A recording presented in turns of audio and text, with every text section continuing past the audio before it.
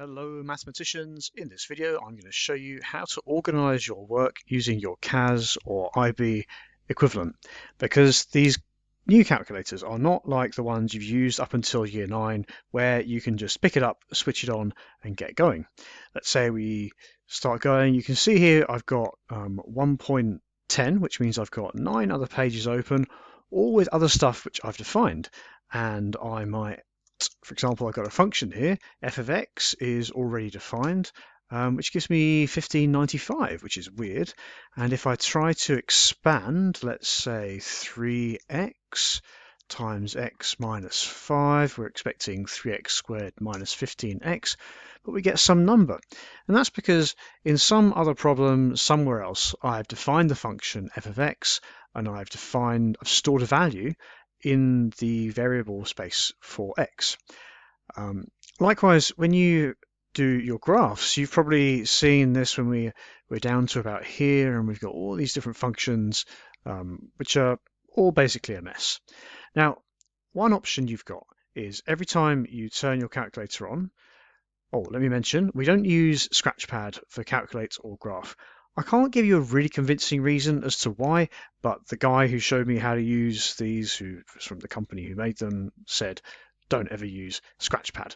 Which begs the question, of course, why put them there? But maybe it's just a trap.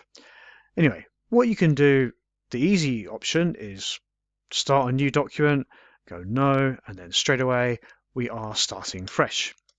But that can be a problem when you start doing long exams and you don't want to wipe out all the work you've done before. So we might define a function, x squared minus 3x plus 2. We might decide we want to plot that function, so we go to the graphs and we do f1 of x equals f of x, and we have our function, and then we want to do something a bit different. Here's what a lot of people don't know. If I go document, insert problem, what's going to happen to the numbering up the top, choose whichever page we like for now, see we've now got 2.1. And if I now go insert page, the next time I insert a page, so we'll do a graph page, I get 2.2, and we're back to f1 of x.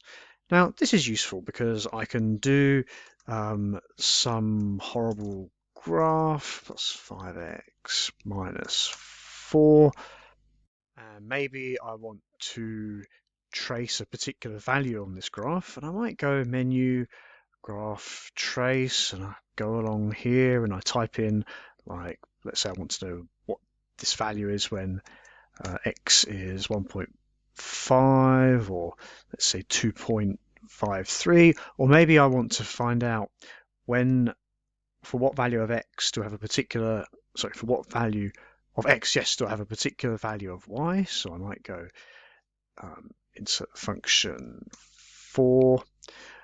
I'll explain a lot of this stuff in later videos, but just go with it for now. And we can see 2.33 here, but that's not actually very accurate.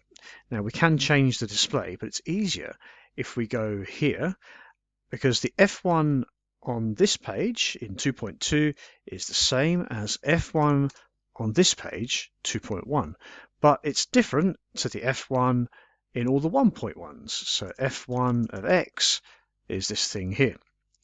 So if I now want to solve f1 of x equals 4, we're solving that for x, we get a slightly more precise value.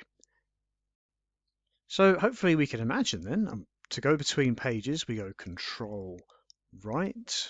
We can use the drag pad as well, but keyboard shortcuts are often better. We could imagine that we are working through a long paper, and we're going to have a whole heap of questions, and we want to be able to go back and check the working for those questions.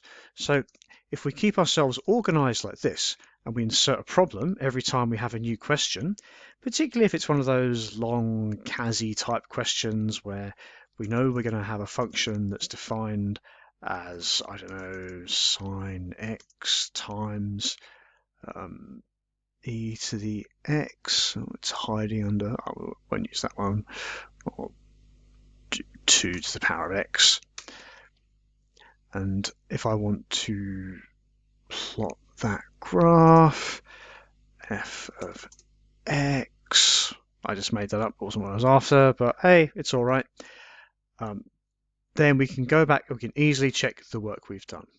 So if when you start with your calculator, you get into the habit of starting new problems every time you start a new question, your life will be much simpler. You may decide you need to save your document. And to do that, we're prompted if we want to save a document when we make a new document. So this might be paper 1 2024, for example. We could save that and go back to it. Honestly, in reality, not many people save their work and go back to it. Most people will just make a new document. But for the period of a test, you do want to be able to go back and look at your work in an organized manner.